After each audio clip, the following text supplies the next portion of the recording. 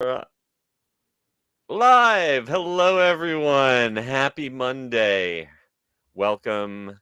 Already a couple folks in the chat. Thank you for joining us for this last recording of the Attractions Podcast for August of 2023. Hope you all are making your Labor Day weekend plans for this upcoming weekend. And we have a very, very special guest with us today. As you might know, Carly is still off on an incredible adventure, as she always is. This one's a little more incredible than usual, but she'll be back soon to tell us all about it. And in the meantime, one of our Attractions Magazine correspondents, Lauren, has stepped in. Say hi to everyone, Lauren. Hi, everyone. I'm super excited to be here. I love talking all things Disney and other theme parks. So, Yes. And it is great to have a new face and a new voice joining us. I know everyone gets tired of just hearing me every week. So thank you so much for taking time out of your busy week. You're a fancy person. You're a lawyer. So I'm sure you've got better things to do. And I really appreciate you taking the time to do this with us today. We are going to just say hi to a couple people in the chat already. As always, in Derico's Corner, Blossom and Michelangelo. And it wouldn't be a recording of the podcast without Michael Bingham. Happy Monday, Michael. Brian Sager also checking in. I am sorry to hear that you've got a sinus infection and a stomach bug. There's all sorts of things going around right now. I know lots of people who've got the ick. But we are going to cheer him up by talking about the hanging and other fun for Not Scary's Farm's 50th anniversary. And congrats to your Dodgers over the Red Sox. I am staying neutral, having grown up in the New York area. I am not taking sides in Red Sox versus Dodgers. Sorry. it's probably smart. All right. Well, Lauren, looks like we got a couple dozen people in the chat. Do you feel ready to kick this thing off? I am. Let's do it. All right. Let us start this show in 3, 2. Please lower your head and watch your step while boarding. Welcome to the Attractions Podcast. You are all clear for dispatch. Have fun. Hello, everybody, and welcome to episode 206 of the Attractions Podcast, sponsored by MEI and Mouse Fan Travel. I am Seth, and this week we have a very special guest co-host. Carly is off on an adventure, but I want to introduce everyone to one of our Attractions Magazine correspondents, Lauren. Lauren, thank you for joining us. Please introduce yourself to all of our viewers and listeners. Yeah, like you said, I'm Lauren. I've been a Disney annual pass holder now. I just hit 12 years. So I love talking all things theme parks, Marvel, Star Wars, all of it. So I'm very excited to be here. I've been doing freelance writing for Attractions Magazines for a few months now, and I'm just absolutely loving it. So yeah, excited to be here. Well, thank you so much for being here. And we always kick off by mentioning something that we have done theme park related in the last week. And I have been hard at work on putting the finishing touches on the 2024 edition of the unofficial guide to Universal Orlando, which is coming to a fine bookstore near you very soon. So I've been running around the Universal Orlando Resort, checking up on all sorts of little fact checks. Shout out to John Self, another one of our correspondents who helped me do a little bit of food research. It is always horrible having to eat delicious food for a living. It's rough. But have you gotten a chance to make a theme park visit recently? With back to school, I haven't been Oh, in the last couple weeks. I will be at Food and Wine tomorrow, but I did excellent. recently, for my mom's birthday, we celebrated at California Grill. And Oh, if you haven't seen the fireworks from California Grill, highly recommended it. And it it, was not so scary fireworks. So as soon as I heard Jack's voice, I was like, I got to go home and decorate now. I was so excited. I gotta say, I proposed to my wife on that roof during the fireworks after a dinner at California Grill, That's and amazing. she said yes, even though the ring literally came out of a gumball machine at a Toys R Us and was one of the plastic Disney ring. And I think that that the food of the California Grill and those fireworks had a lot to do with her saying I mean, yes. yeah, nobody could say no to that. That's an awesome experience. That sounds like Definitely. so much fun. Well, for the last time, thank you so much for joining us. And I think without any further ado, we should just jump right into the news in the queue.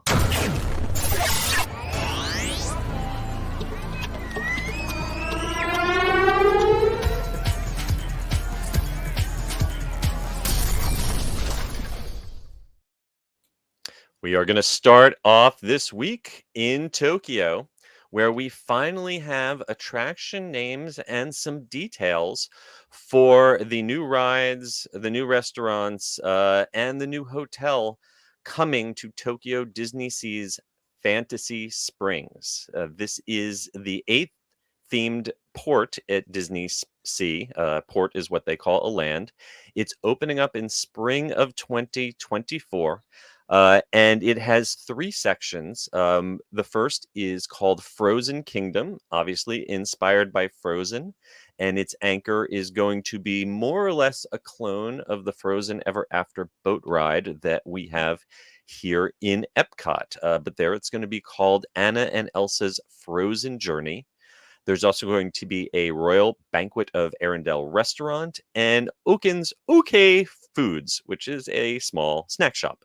Um, that is going to be joined by Rapunzel's Forest, which is going to be, I think, the first ever Rapunzel themed ride. It's called Rapunzel's Lantern Festival, and it lets you experience Rapunzel's best day ever, falling in love with Flynn Rider on a romantic boat ride. You can also eat at the Snuggly Duckling. I really wish that was a dinner theater where they would have a whole musical scene.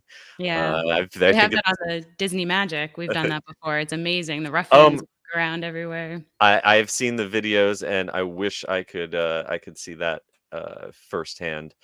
This instead will be a counter service restaurant. But it will be themed to the that tavern from the movie. And finally, uh, Peter Pan has had a ride in every Magic Kingdom style park just about since the beginning, but now Peter Pan is finally getting his own Neverland.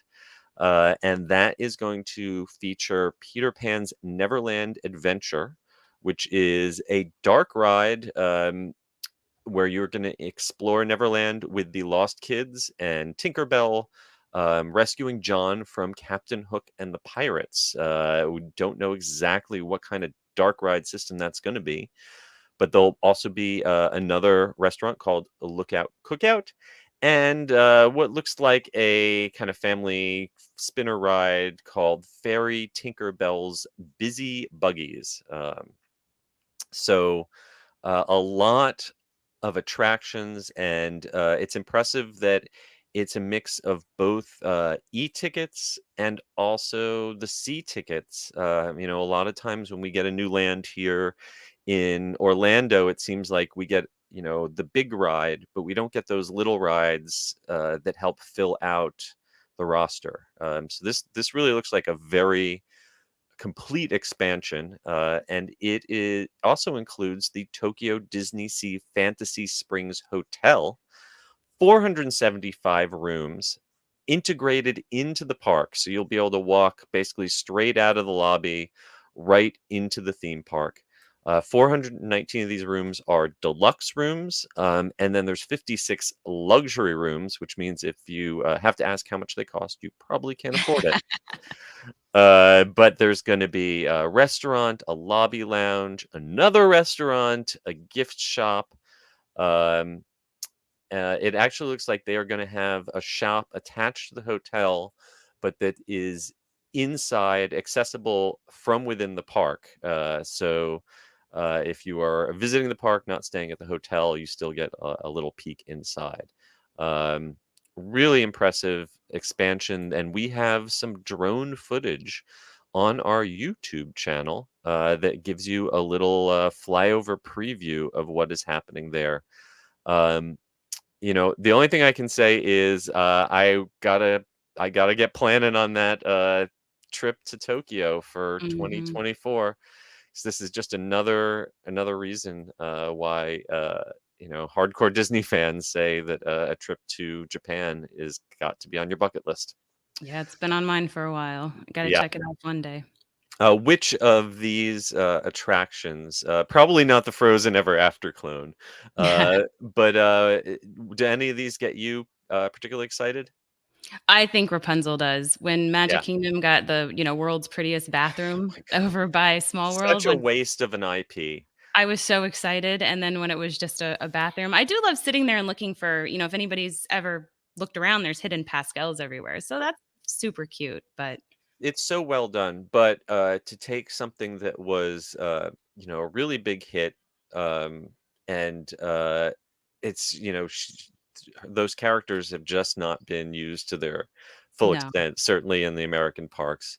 I really hope that these rides are hits, are successful, and that they lead to we've seen the Disney Forward plans over at Disneyland, and they had hints of attractions very similar to these possibly coming to Disneyland if Disneyland Forward ever moves forward. So I'm most curious personally about Peter Pan's Neverland, to see, we've seen Peter Pan's flight kind of evolve over the decades. Disneyland's being the original, but it's gotten some great upgrades over the years with lighting and fiber optics. Orlando's is probably the oldest and kind of I'd say the lamest at this point, even though it's Yeah, it's very still old school. incredibly popular. It really has not gotten any updates since the 80s of significance, other than the queue, which if you're using Genie Plus, you don't see the queue. And Paris has a really nice version of it, um, and Shanghai got a kind of next generation version of it. But this looks like a whole new ride. I'm I'm I'm also kind of curious if that means that Peter Pan rides coexist in both Tokyo Disneyland and DisneySea, or if that means that Tokyo Disneyland could reclaim that spot for another new IP in the future. Maybe, who knows? We'll have to get over there and see it in person. Yeah, there you go. Personal All right, research. absolutely, totally necessary. Matt, you heard that? You've got to pay for that. Next up, also Disney news, but a little closer to home. At the Disneyland Resort, uh, couples getting married by Disney weddings are soon going to be able to take a ride in a brand new Cinderella Platinum coach. This is obviously inspired by the carriage in the 1950 animated classic, which was recently fully restored in 4K and can be streamed on Disney Plus.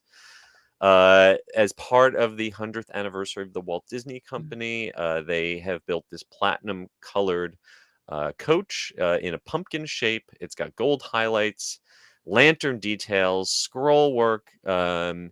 It is quite beautiful, and it can be part of your wedding celebration, whether you want to have an intimate wedding for a couple hundred of your closest friends in front of Sleeping Beauty Castle, or just buy out World of Color and do it over at DCA. No problem. I mean, why not? They will accept your Disney Visa credit card, I'm sure, Yeah. Hug and and match you can points you to book can a whole trip. ride up in style. I will say I myself did get married another lifetime ago at the Disney Wedding Pavilion in Orlando, and back then they did have a Cinderella coach that was an option. We did not go for that, but this one looks even more blinged out than that one.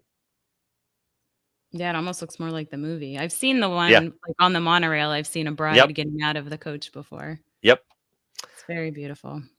Uh, you ever have a desire to have a Disney wedding? Yes, but my husband is not a Disney adult by Ah, any ah, means, ah. so we got married on You the would, beach. okay. The beach is always an excellent choice. Uh, yes. My second time around, we did absolutely not have a Disney wedding.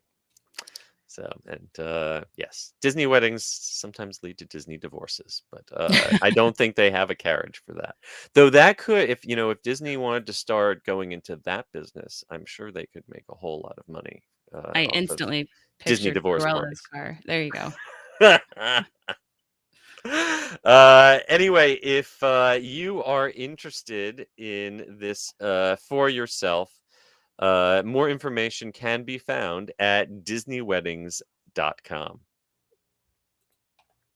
Um, let's talk about something a little less happy than weddings. Let's talk about Death Eaters. Yes, if you are a follower of Lord Voldemort, you will be happy to know that his Death Eaters are going to be stalking Diagon Alley at the Wizarding World of Harry Potter in Universal Studios, Florida, for the first time ever, from September 1st through November 4th. We have seen the Death Eaters appear in Hogsmeade for several years, going along with the Dark Arts light show that they've done in the past on Hogwarts Castle.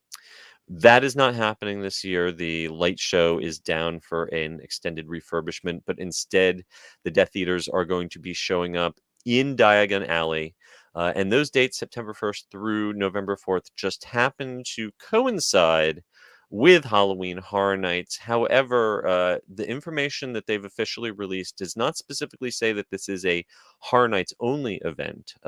So these folks might be appearing in the afternoons during day guests, as well as during Halloween Horror Nights. We might not know until September 1st itself exactly what their schedule is.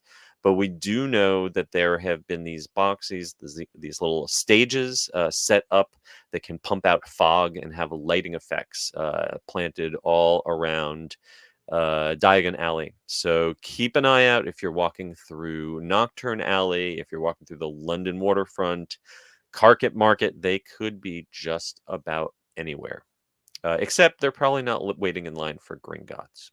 Probably not. But you never know. You never know. Could happen. It'd make the Uh, line more entertaining. have you ever gotten to see the Death Eaters when they've appeared in the past in the parks? I did. They made my friend's Uh, 3-year-old start crying. yes. Oh, my favorite thing I think about Universal, as they say in the horror makeup show, this isn't Disney. We don't have to be nice to children. And the fact that they're willing to make a 3-year-old cry, and under that mask that they were so happy. Mission accomplished. I mean, she Mission- cried after Cosmic Rewind too recently. Yeah, well, okay, all right. She's an easy get. Well, But Chris Pratt's acting does that to a lot of people. So. I mean, but he's on the 2 best rides in Orlando, in my opinion. It's so funny. See, I think that him and Domhnall Gleeson need to have a boxing match, because they've both got a ride at each resort, and Cosmic Rewind and Velocicoaster are good, but I will put those up against Rise of the Resistance and Gringotts. Okay, that's fair. Although I think and Chris Pratt, he's only on video, and the Photoshop job that they did on him in Velocicoaster is terrible. But Domhnall Gleeson's got a musin and he's got an animatronic. that's fair. But Rise, I love Rise. I think it's amazing. But it's Cosmic Rewind I could do every day. Whereas Rise, you can't do every day. I could do Cosmic Rewind every day if I could pick my song. We finally, my wife and I got to ride it again just the other night, and she finally got to hear her favorite band, Tears for Fears, doing Everyone Wants to Rule the World, which I think is the best song to get on that. I know others disagree, but when I'm by myself, I get conga every freaking time, and that takes it down a star for me. Oh, I conga, love conga, Gloria Estefan, conga. Love you, Gloria, but yeah. only so much conga. And if it's not conga, it's September. I've gotten those two 90% of the Yeah, I thought I was cursed. All I was getting was conga the time. first few times I went on it. Well, if you want to be cursed by the Death Eaters, you can check out universalorlando.com or head on over to our YouTube channel. We have some great videos of their past appearances. I love the Death Eaters. I think they are great, but I'm hoping someday. Years ago, Michael Curry's team mocked up some Dementor puppets that would be worn like a backpack and puppeteered, sort of like the death puppet in the Tales of Beetle the Bard show that they do in the Wizarding World. And I would love to see giant Dementors stalking the park. That would be That amazing. would be amazing. Even like a light projection too would be cool. Someday, maybe. In other Halloween news, we're going to head on over to Singapore on the other side of the world at Resorts World Sentosa. For Halloween Horror Nights 11, The Weeknd is coming back, and he is bringing his current world tour After Hours Till Dawn as a nightmare haunted house at Resorts World's Halloween Horror Nights event. Everyone knows, of course, The Weeknd Haunted House was very popular when it was part of Halloween Horror Nights here in the States a couple of years ago. And now he is bringing it back, version remixing. Mike Dean, the Grammy-winning producer, is remixing tracks from both After Hours and from Dawn FM into one kind of combo haunted house. So it's a unique version if you were a fan of the versions they had at Halloween Horror Nights 31 at I'm sorry, that was last year. Feels like 2 years ago. If you were a fan of those, you might want to take a trip to Singapore for their sequel. They've also got a house based on the Netflix series All of Us Are Dead, which we've talked about before. That I believe is the first time that they've had a Korean horror show turned into a IP for a haunted house. Tickets are on sale. It's a bit cheaper than Horror Nights here in the States. Admission starting at only $79, but it's a shorter event. It doesn't kick off until September 29th, and that runs through November 4th. And if that all seems a little too scary for you, but you happen to be in the neighborhood in Singapore, they also do Trick or Thrills during the daytime. That runs from September 6th through November 5th. And if you've ever wanted to see the Minions dressed up as the Universal Monsters or Cookie Monster and the Count and Oscar the Grouch from Sesame Street dressed up for the season, this is your chance. They even haul out the Scorpion King, which I really hope looks like that terrible CGI The Rock from that Mummy movie, that like the worst CGI of all time. I hope they've like recreated that perfectly for this walk around character. All these folks are going to be showing up in Singapore along with a new live percussion show that's a kind of battle of the bands between the Candy Crooks and the Lolly Bandits. They've got special Hollywood dining if you like to eat some spooky eyeball pizzas or zombie chicken. And you can get a ticket with daytime admission and a special Trick or Thrills meal for only $98 for adults. And they are going to throw in a pumpkin bucket. This was my favorite little tidbit of this. They have a Candelicious store there, and for $9, your kids get 3 scoops of trick or treat candy, as much as they can scoop in a single scoop. I imagine this Lord of the Flies kind of competition with kids elbowing each other out of the way to like grab the biggest scoop and try to cram as much in their bag as they can. It just warms my heart. Probably a lot of crying too, I'm sure. Oh, definitely some crying going on. It's because it's not universal unless a child is crying. Anyway, if you want to plan a trip to check all this out, you probably want to start planning pretty quick because this is all starting real soon. Like we said, starting uh, September 29th for their scary stuff, and starting September 6th for their not so scary stuff. And I'm sure MEI and or Mouse Fan Travel could help you plan that trip, because I probably wouldn't go all the way to Singapore without the help of a travel agent if it's your first time. A little closer to home, Legoland Brick or Treat is coming up soon. And for this year's Halloween celebration at Legoland, Florida, they've got a brand new monster character candy experience that sounds like quite a bit of fun. If you haven't heard us talking about it before, Brick or Treat has it takes place Saturdays and Sundays between September 16th and October 29th. It is included in your regular park admission or your annual pass, so no extra fee for that one. And the new additions for the Monster Party this year, they've always got fireworks, they got live shows, they've got some ride overlays and trick-or-treating.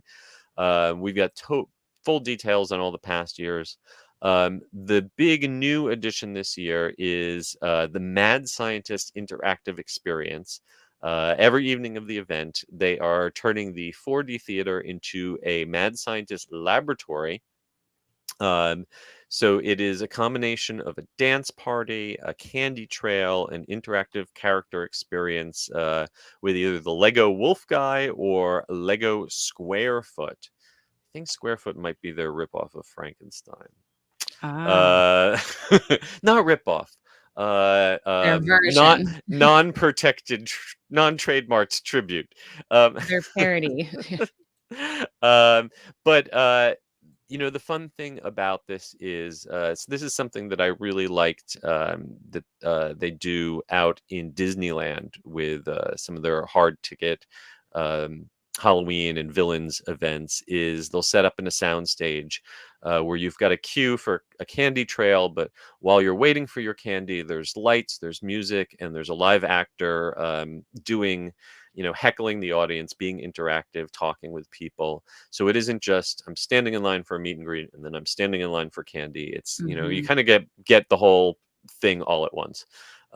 So good to see that they're leveling up those character entertainment experiences for this. And of course, they've always got some very Instagrammable treats. Some new ones this year. You got to love the names. The Donut Wake the Dead Donut with Bavarian cream filling. And Happy Harvest apple fries. If you have not tried Legoland apple fries, you have not lived. And this time they are serving them with pumpkin spice soft serve ice cream. So that would be worth a wait in line for, I think. That sounds delicious. Have you ever made it out to Legoland, Florida? I actually haven't. It's just, it's that little further drive, and It is. in Florida, the It's kids a go hike. with the school. Yeah. So Yeah, my yeah. kids have been and I haven't. So Oh, your kids have? Okay. because they've So gone on field trips. interesting. So what age were your kids when they went there? I think they usually go in 4th grade, maybe 5th Okay. grade. So it might have changed because of COVID, because all the kids were doing all the field trips and once they got back. But yeah, in Sure. elementary school. So my son hasn't been, but he'll be in a few years, I'm sure. Maybe I'll chaperone that one. We'll Yeah. see. Well, I've been there multiple times over the years, often for a media event, so where I'm with other media folks, and I don't feel quite so awkward. Gone out there a couple times for non-media, and I always try to recruit someone with a kid, because it feels a little weird as a child-listed adult to just be wandering around a place that is Yeah. very much family focused, more so Peppa Pig. Yeah, go to Peppa Pig as a childless man, and it's just you People are feel looking at you, super side-eyeing awkward. you, yeah. Yeah.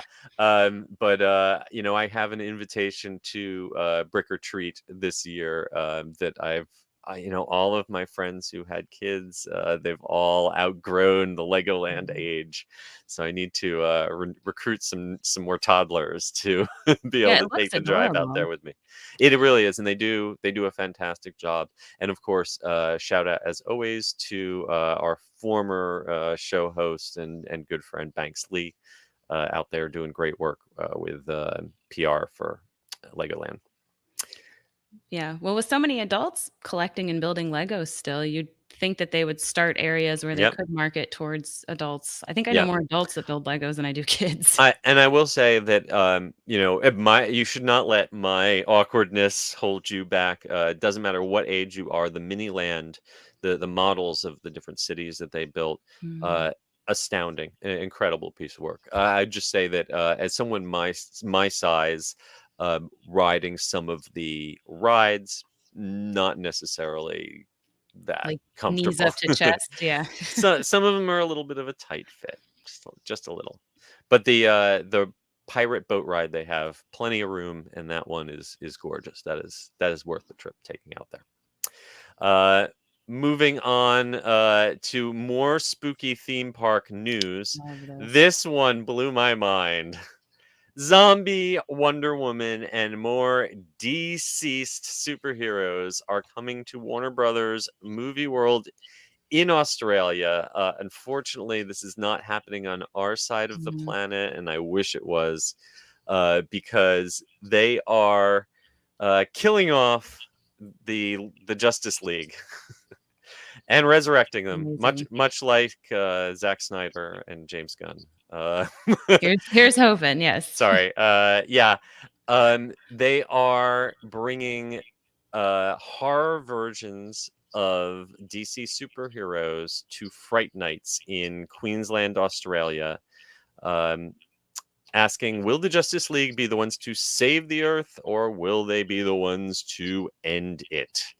So they've released this really nifty little 20-second teaser clip that is totally like Wonder Woman meets The Walking Dead. You got to watch it. We got a link on our website. It looks like they've got 4 other videos that are going to be released on this theme, but this is all inspired. If you are not a comics nerd, there was a DC series called Deceased. This ran in 2019. Marvel kind of beat them to the punch with their Marvel Zombies series they've had for many years. So this was kind of like a DC version of what happens if a virus infects the Earth and turns all the superheroes into zombies. Now you will get to experience that in person when presumably Superman, Batman, the Flash, and of course Wonder Woman come to life or to death at Fright Nights. This event is running August 6th through the 28th. It's on Fridays and Saturdays plus Thursday the 26th. They've, in addition to this new Deceased maze, they've also got another circus themed maze that is coming, and a maze based on the movie The Conjuring. That's a returning maze. They've also got some scare zones, escape rooms, live shows, and a chance to ride their roller coasters like Superman Escape. Admission starts at $89. They've got a Fright Nights season pass. 8 event nights for $500. I would say that makes the Rush of Fear passes at Universal sound like a bargain. But I guess if you are out in Australia, you do not have a lot of different options for a big theme park Halloween event. So there are add-on tickets, of course, for front of line access and the escape rooms. Um, this kind of blew my mind. I don't know, Lauren, if you were around back in 2002, 2003, when Islands of Adventure was host to Halloween Horror Nights, and they very briefly had Marvel themed haunted houses, and oh my gosh, those got shut down. Yeah, I was actually there in 2002. You were. I'm I someone was. else who remembers. Yes. I wish I'm so upset they don't have it anymore because I was not really into comic books then, and I am now. Yeah. So I know the background of all the characters and I read the comics, and oh, I wish so much they would do that again. This is when I read this article, I was jealous. I'm not anywhere near Australia. This sounds amazing. So yeah, if you don't know what we're talking about, when they introduced Zombie Captain America at Disney California Adventure a year or two back, we I did a little throwback article. It's dated in 2021. But you can still find this at attractionsmagazine.com. And these are some photos and some reminiscences I had from this infamous year where they had a Halloween Horror Nights land scare zone and maze based around Marvel Comics. They had a Maximum Carnage haunted house that there's actually some video footage that we've embedded here that involved going through and seeing all of the Marvel heroes dead. My clearest memory of it is Wolverine has been like crucified, like chained up, tied up to a wall, like spread eagled, and his claws have been ripped out of his hands and shoved into his heart. Mm. Like, how'd they get away with that? Well, they didn't get away with that. That did not make an appearance, return appearance. So, I'm sure he was okay. It's Wolverine. oh yeah, it's Wolverine. He's good. He's fine. Adamantium, he's gonna heal right back up. Yeah. Mutant healing factor. He's all good. I mean, he'll have bone claws now instead of adamantium, but he'll be fine. It's all good. It's all good. Anyway, if you want more information about this, check out the posting on our website at attractionsmagazine.com and keep an eye on Warner Brothers World Australia's website for more of those video clips. And then for something completely different, a lot of people's theme park trips recently have been interrupted by weather. We've had tropical hurricanes on the West Coast, which we never have. We've got a major tropical storm, possibly a Category 3 hurricane coming into Florida, like today, tomorrow, who knows? Yeah. And so it seems like the perfect time for SeaWorld and Busch Gardens to announce a new policy across their entire chain. Their whether or not weather guarantee is stepping it up from what some other theme parks have offered. For instance, we've seen in the past, Universal Orlando has a policy where if there is a named storm event or official disaster, that you can get a refund on your vacation package.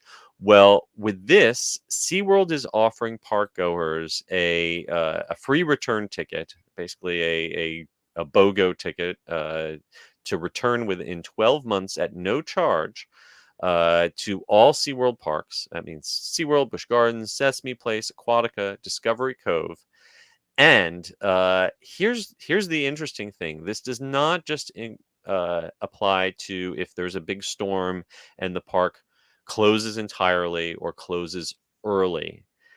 This also, if there's just your average normal Orlando thunderstorm and the rides are closed for more than 1 hour, you can come back another day.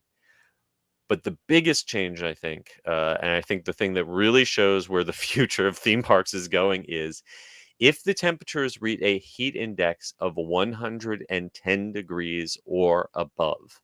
And this is one that I think that SeaWorld might end up giving away a lot of free tickets with this one, because I'm looking at my AccuWeather forecast on my phone and I'm seeing it hitting 110, 111, 113 for the real feel, the feels like heat index, day after day after day this week. So I think that if you're a guest, you're willing to follow these requirements to show up on a day when it is this hot or this rainy, you're basically getting 2 tickets for the price of 1. Yeah. Have you had any of your theme park plans, especially this past summer, changed because of the rain or especially because of the heat? Well, Because with I the know I heat, have. yeah, the kids have wanted to go less. Hmm. So Absolutely. it's definitely As been an an issue. annual pass holder, I love being able to, especially in August, when uh, you know, kids in I think in Florida go back to school insanely early. As someone who Mhm. grew up in New Jersey, where you did not go back to school before Labor Day, like that was it. Right. A day, the Tuesday after Labor Day, fine, you're back in school. But kids here are like back in school on August 2nd, practically. Yeah. Um, which is great for us grown-ups who have an annual pass. Like August used to be especially the last 2 weeks of August, amazing for visiting the theme parks because of low wait times. They do, Universal does their annual pass holder appreciations. There's all sorts of discounts. But, I have to either rope drop and then leave the park by like 10 a.m. or not show up until like 5 or 6 o'clock. And a lot of the parks close at 7 or maybe 8. So you get an hour or two, and even then, it's still hot at 8 o'clock at night. It's still 90 degrees out. Yeah. Um, you know, trying to I've mentioned it before in the podcast. SeaWorld was generous enough to invite us out for their craft beer festival. And I did one lap around the park, and I had to leave half of my free beer and food credits unused. Just crawl back to the So air conditioning because I just can't do it. So kudos to SeaWorld for making this offer. And I'm very curious to see their annual report in another quarter, or their quarterly report in another, 3 months, to see how this is impacting their bottom line. I yeah. guess I guess they're giving away the ticket, but the expectation is that person will come back and they'll spend money on parking, they'll spend money on food. So they're probably not going to lose money on it. Yeah, I will say we do not go to the parks in the summer without those water bottle fans, which I No, got one, I ended up buying one from everyone Galaxy's this Edge year, with that, yeah, everyone the has neck the bands. neck thing that sits right on your neck. Yeah. Um, yeah, people have always looked at me like I was crazy because I almost always wear long pants and usually long sleeves too to the park. And I'm like, I'm cooler having myself covered and not having the sun directly on my skin. And then you're not And sunburned. then and I'm not, because no matter how much sunscreen you use, it's going to make it through. Like even when I go to Volcano Bay, like I wear the UV Rash protective guard, like yeah. rash guard thing and everything, because yeah, you gotta take it seriously. By the time you realize that you've got heat stroke, it is way too late. Yeah, and for people who aren't used to Florida weather, it can hit you Oh quick, my god. but I Oh, end up spending more in the summer, though, because we end up hiding in air conditioning and ordering cold treats. that is, I will say, every counter service restaurant, indoor food and dining location at Disney and Universal will give you free ice water. And they find where the shows are, the indoor self-paced attractions, things that you can like go into and just sort of like hide and relax in a corner for a while. Mhm. They're like, uh, I always say, because I'm a Universal person more than a Disney person. If it's a bad day, you want to be going to studios and not IOA, because IOA, like, you are going to melt waiting in those lines. At studios, almost everything is shaded or indoors, but IOA, you're gonna be just like a pile of cinders by the Yeah, end of the morning. plus at Universal, you have the pub, that's a great place to cool Oh yeah, down. Finnegan's, yes. Though hydration does not mean A alcohol, Guinness. and it's very, yeah, it's Guinness is great calorie wise, but not necessarily hydration wise. Right. I was doing a little hotel hop and taking the water taxi at Universal just 2 days ago. And the captain, who may have been fired for saying this, said, make sure you drink water and not alcohol, because alcohol does not hydrate you. If you want to challenge that test, we have EMS and first aid standing by for you. Yeah, people drop every day because they thought they were going to hydrate with beer or liquor instead of water. And Yeah, that's not how it even works. energy drinks like Red Bull will not hydrate you. So if you got those freestyle cups, stick with I do the vitamin waters and the Powerades more than the carbonated soda, because the carbonation is also not great for hydration. I heard Beverly hydrates real well. Oh You yeah, go to Beverly. Epcot, Go get yes, go to Beverly. Epcot and just shots of Beverly for everyone. Yep, you won't regret it. I actually really love the Russian cucumber soda, and I feel bad every time So do because it's I. Russian. They took it away for a little bit. Yeah. Yeah. It should. So that conversation went way off the rails. But if you want more information about SeaWorld's weather policy than I gave you here, because that was not it, go That was visit my fault. SeaWorld.com for all the details. In other news, let's head on over to Six Flags over Georgia. Speaking of SeaWorld Orlando had their new surf coaster, the Pipeline, debut this year. Well, Six Flags over Georgia is getting a surfing coaster of their own, but this one's a little bit different. For one, this one is making a big splash with an actual splash zone. So it's a surfing coaster where you may get wet. It's going to be a unique shuttle design, coasting back and forwards over 600 feet of track, going up to 60 miles an hour, with a peak height of 144 feet. And the whole thing is going to be mounted on a spinning surfboard style contraption. This looks like a weird combination of a sort of like a disco and one of these spinning flyer rides. It's kind of a mutant. It looks terrifying, I think. Yes. So you are sitting in a circle. There are two groups of people sitting in circles facing outwards, kind of around a I It's don't like a know, like, skateboard. yeah, with your feet hanging, sort of dangling above a surfboard or skateboard shaped device, and this whole thing is going to be on a track. So it looks like you are going to. It does not have an over the shoulder restraint. It looks like just a lap and thigh restraint. So right there is going to give you. They say it will allow comfort, safety, and a feeling of freedom. Hopefully, you will not be freed from the seat entirely. But you are going to experience 3 weightless moments and 4 times being spun up in the air. Um, it, it's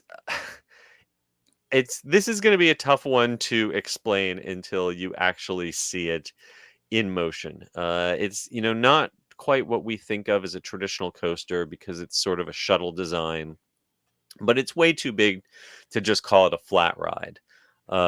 So this is going to open in 2024, and you can start investing now in pass holder options over at sixflags.com/overgeorgia.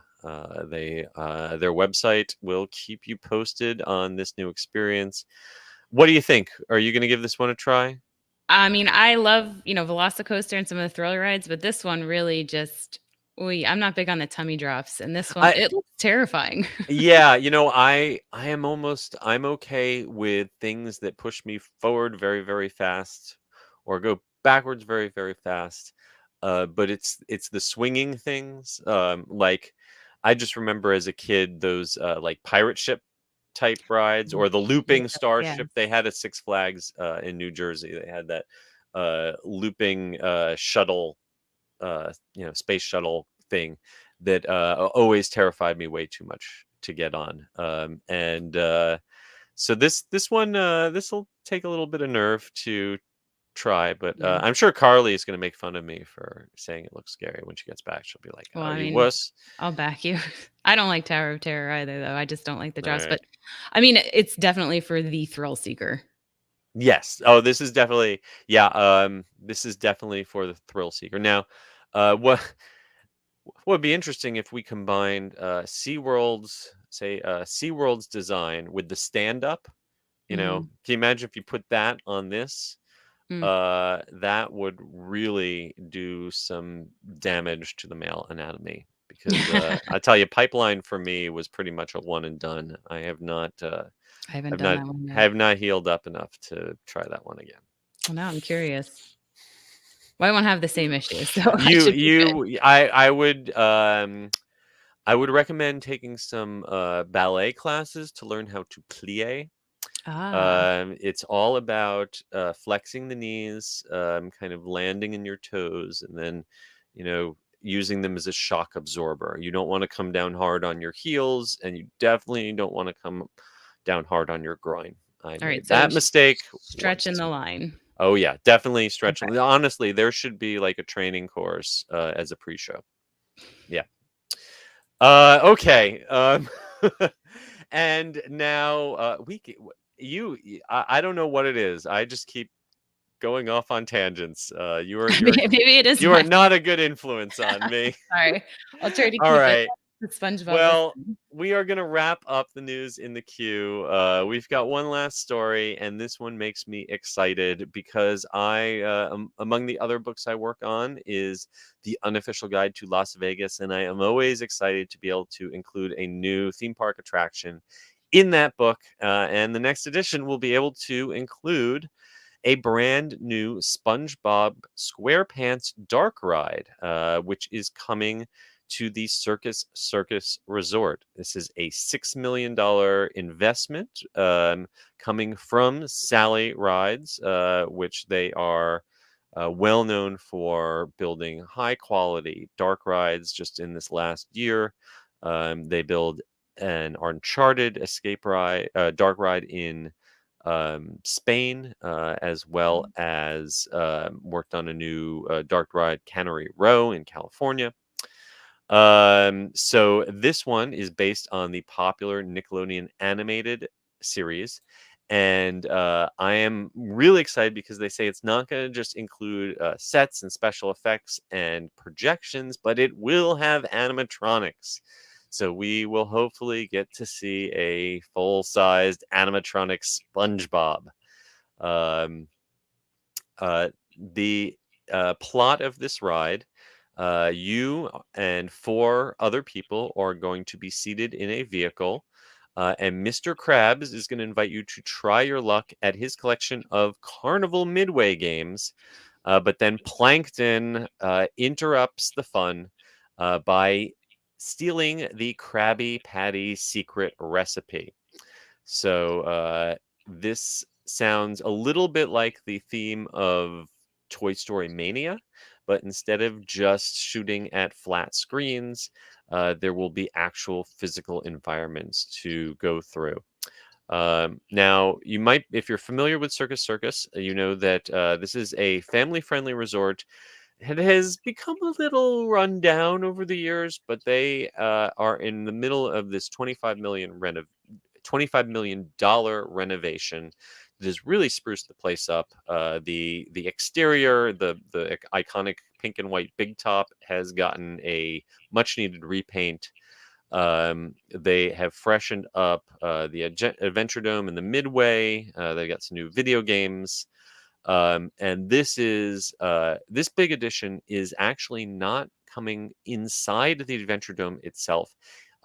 From this video that the local news channel 8 got to take a little preview inside, we can see it looks like this is inside what used to be a Warner Brothers cartoon Chuck Jones tribute museum that was short-lived, and it's been sitting empty for quite a while.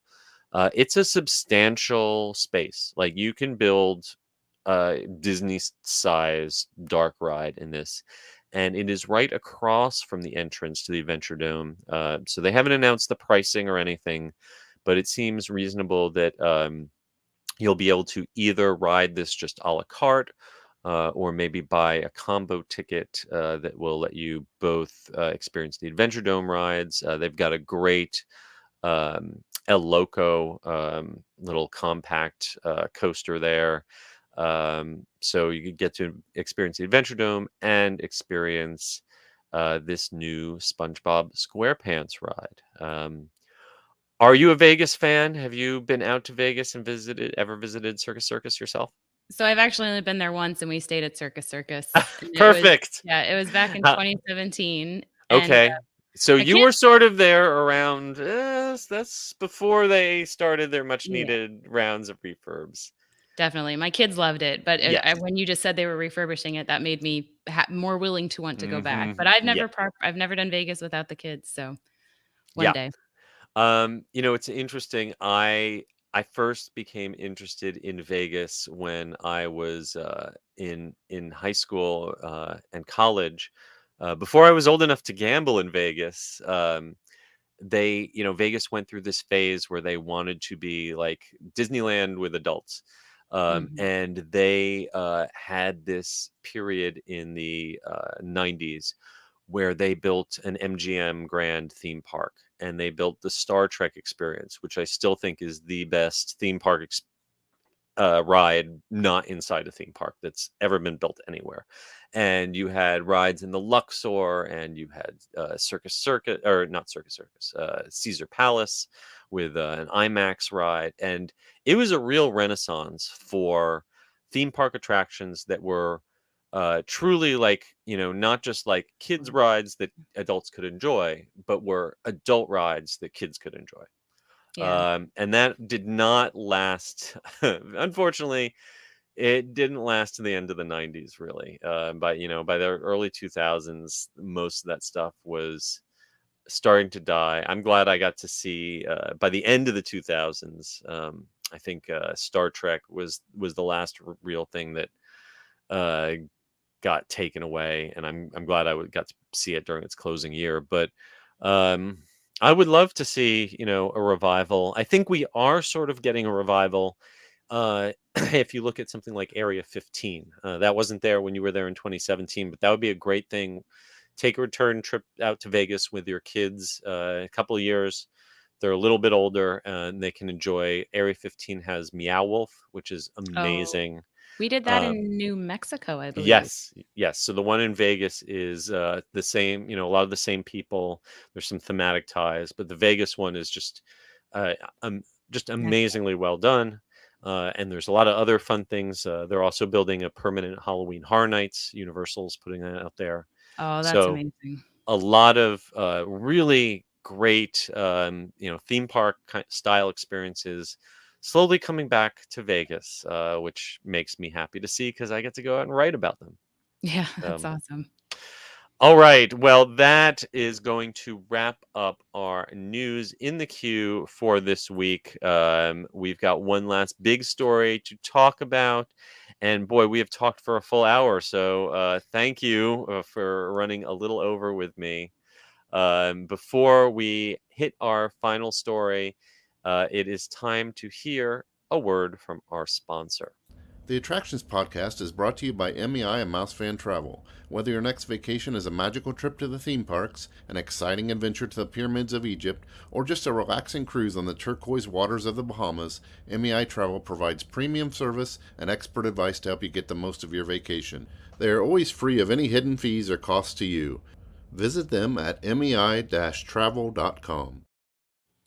It's time for the main attraction! All right, and for this week's main attraction, Nightmares Revealed has given us a preview of Knott's Scary Farm's 50th anniversary. And, I know that here on the podcast, often Halloween Horror Nights at Universal or the events that are at Disney end up getting most of the love. But The original, the first, the OG is Knott's Berry Farm. They have been doing theme park Halloween for 50 years. And they did a very special preview event. Our show producer, Jeff DePauli, got to give us some great photographs of this preview.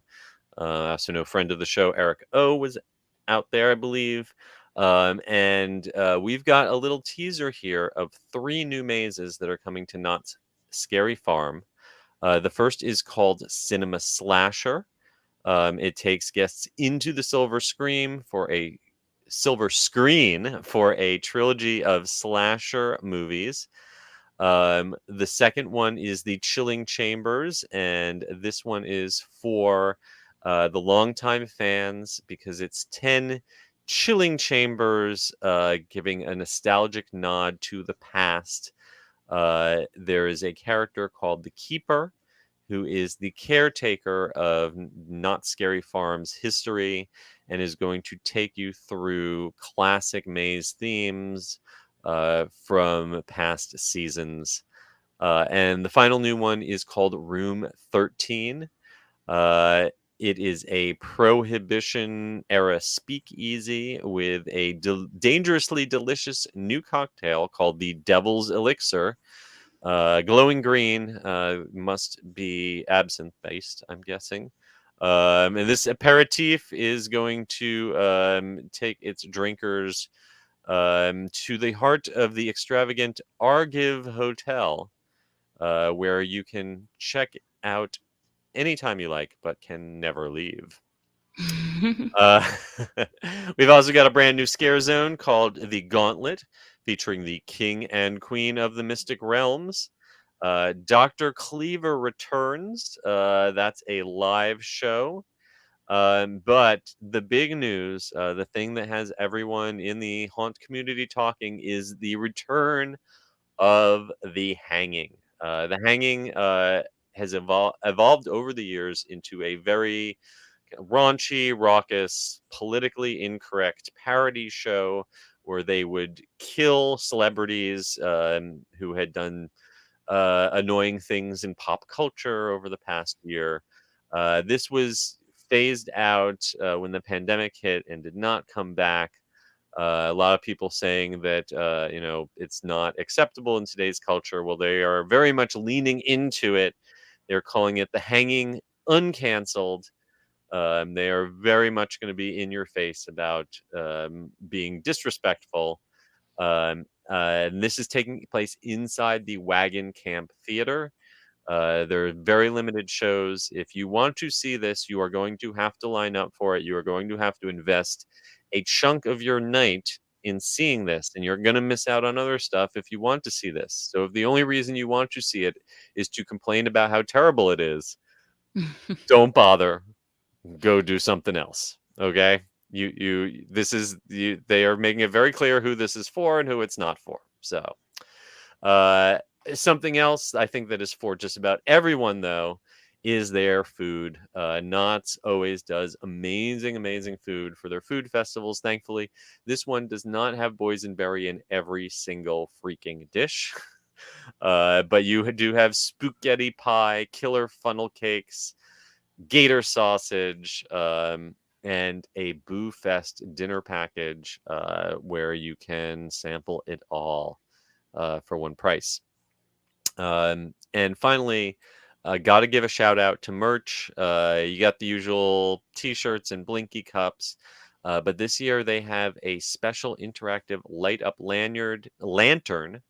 It costs $40 and interacts with elements throughout the entire event, and I sure hope they do better with that than the light up skull things that Universal tried selling a few years ago, because those were literally being sold for pennies on the dollar. I think if I was to go, the thing I would bring home would be their custom board game, Scary Farmopoly. I wonder what Boardwalk and Park Place are on that board. They love their puns. They do a good job with it. They do. They are very into their what I like about Knott's Berry Farm is, Universal kind of takes itself very seriously. It's like dark horror, and Scary Farm. It's like, yes, it's scary and gory, but it's also kind of goofy and old fashioned about it too. Yeah. And if you appreciate that kind of goofy, old-fashioned side to it, they have a legacy store and museum where you can relive a trip down memory lane, including tributes to Elvira and Seymour, the Master of the Macabre. Yeah, the Knott's Berry Farm has always had kind of like an old late night horror host, the kind of like black and white Mhm. movies, that's Like the Crypt Keeper kind of stuff. yeah, spooky, but also kind of tongue in cheek. Yeah. And that's kind of the spirit that Knott's has been known for. And that spirit is also embodied by the Keeper. I mentioned this is their new character inspired by their past. You can meet him in the Chilling Chambers maze. And folks who attended this event also got a lights on tour of the Curse of Calico maze. And lights on tours are always super cool. So if you want to participate, if you want to know more about the 50th anniversary of Knott's Scary Farm, head on over to knotts.com/events/scary-farm. Or better yet, head on over to MEI and Mouse Fan Travel and have them help you book your trip out there. Like I said, this all kicks off on September 21st and runs on select nights throughout September and October. Have you ever done Not Scary Farm or any of the other West Coast haunt events?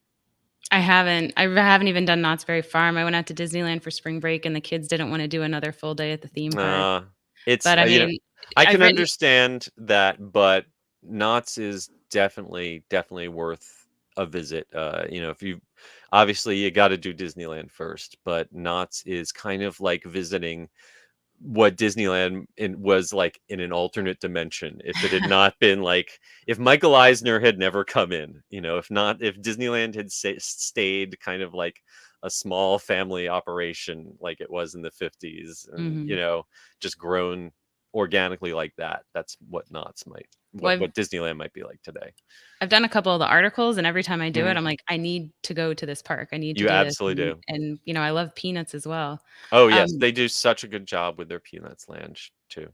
but yeah, Room 13, I love that concept of the prohibition because that's where we Yes. got cocktails, and that's so unique and so clever of a maze idea. So Yes. add that into another one of the theme park bucket list items. That I always it's interesting how ideas for mazes kind of percolate, and you'll see a concept in one theme park then picked up, later in another. Universal had a prohibition speakeasy haunted house not too long ago that kind of had a witches. I think the witches were like using the speakeasy to like distribute their potions or something. I And missed that year. I was not. I thought it was a great idea that wasn't fully executed. So I would love to see Knott's do their take on the same sort of idea. Anyway, if you do make it out to Knott's Berry Farm, please let us know how the event is. And in the meantime, you can check out this great article with these fantastic photos from Jeff on attractionsmagazine.com. Before we end things up, as always, we are going to take a quick look through our comments to say hi to some of our listeners and viewers who joined us for the live broadcast. Timothy Schnar was listening while he was at work. Thank you for listening. Don't get in trouble with your boss. Enwiser, always in to say hi. Thank you. John Self, thank you, John, for your research assistant. I know it's a tough job, but someone's got to eat it. Hope you had a great day at Magic Kingdom today. And Gonk was there to give his approval to Neverland, but still waiting for an Aladdin carpet ride and a Pocahontas water ride. Well, Ooh, we have a Pocahontas. very lame Aladdin spinner magic carpet ride at Magic Kingdom, but yes, a real dark ride would be great, and a Pocahontas log That'd be a log flume. flume, yeah. I think if Splash Mountain was going to get turned into a Pocahontas ride, that maybe that could have happened, but now we've got Princess and the Frog coming in, so Tiana, I think, stole Pocahontas's opportunity there. Have I ever seen, NYs are asking if I ever seen the movie Peter Pan. I have seen Disney's Peter Pan and many other Peter Pans, but not in quite a while. It'd be one I'd have to pull off the shelf before I headed back over there. And Michael Bingham checking in to say he has not been to Universal in a while. Yes, you got to make your plans for Halloween, Michael. All right. Well, that just about brings us to the end of this week's comments. Of course, once again, I want to thank our sponsors, MEI and Mouse Fan Travel, as always. I want to thank each and every one of you who has gone to Spotify or Apple Podcasts, wherever you listen to us, to leave us a rating. Those ratings and reviews really do help spread the word. And please head on over to Attractions Magazine, or search for Attractions Magazine in whatever social media device you are using these days. If you want to follow all of our news and information. Lauren, if folks want to find you, where can they keep up with you? Well, my personal account is the Hoppy Mommy, like happy but hoppy, and I'm on Twitter, Instagram, and I'm on the TikTok, which my kids had to show me how to use. And I do a lot of local beer and a lot of local Disney stuff. Okay, Boomer, we're calling it X now, not Twitter. You know what? I still sometimes call Hollywood Studios MGM, so it's going to take me a while to get there. Hey, it will always be MGM to us. There you go. Well, you can find me on socials at S. Kupersky, and more importantly, you can find my books at theunofficialguides.com. And most importantly, until next week, we hope you folks stay safe, try something new, and have fun. Thank you so much for joining me, Lauren. We hope to have Carly back very soon, but until then, thank you so much for helping out. Yeah, And thank you all for watching. Have a great day.